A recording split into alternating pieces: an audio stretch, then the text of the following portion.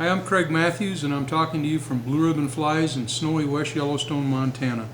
Today we're going to tie probably the most effective mayfly imitation.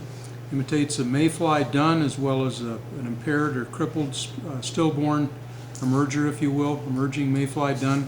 It's called a Sparkle Dun, and it's also the most visible mayfly dun pattern we know of, as well as it's inexpensive to tie. And it's probably the easiest mayfly to tie, provided you have the proper materials. And we're going to address that here in a second. To begin with, in tying the Sparkle Dun, we're going to tie a Pale Morning Dun Sparkle Dun. You're going to lay a foundation of your working thread. You're going to paint the hook shank, if you will, with thread, and to the point where you want to tie the wing in. Next, we're going to stack a wing of deer hair. And you can see the proper deer hair. And I can't stress this enough. If you don't have the proper deer hair, you cannot tie this fly properly.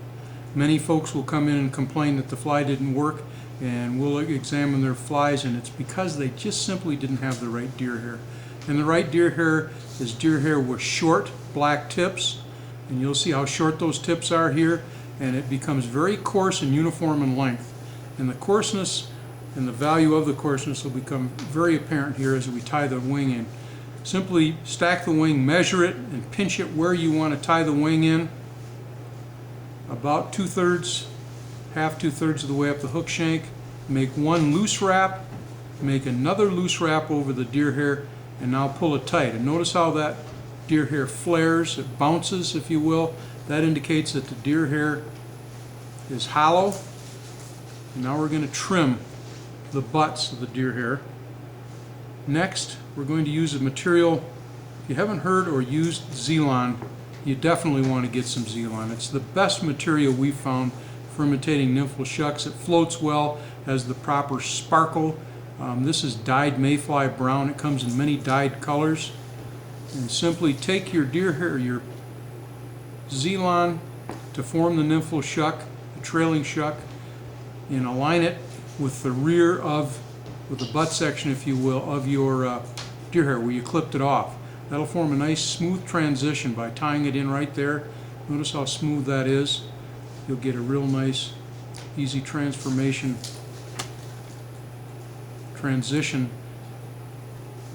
from the shuck to the wing. Okay, now with wraps of thread, stand this wing up. What I like to do is separate it in thirds or halves. This is going to be separated into thirds. Simply take the rear third, make one wrap with your thread. Next, take the next third of the wing, make another wrap in front of it, and finally take that final portion of the wing, the deer hair wing, and stand that up with wraps of thread. If you get one or two fibers that don't want to behave themselves, just trim them out of your way. You want that wing basically to cup the body 180 from side to side, a 180 degree. That'll stand your mayfly imitation up properly. Finally, take superfine dubbing. This is superfine Pale Morning Dun dubbing, and simply apply it to your thread.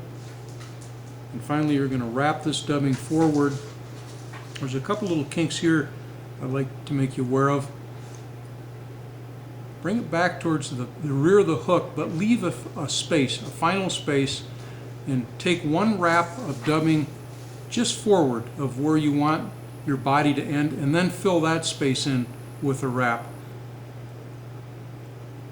of dubbing. Now carry the body forward, your dubbing forward. Also leave a space just behind the wing.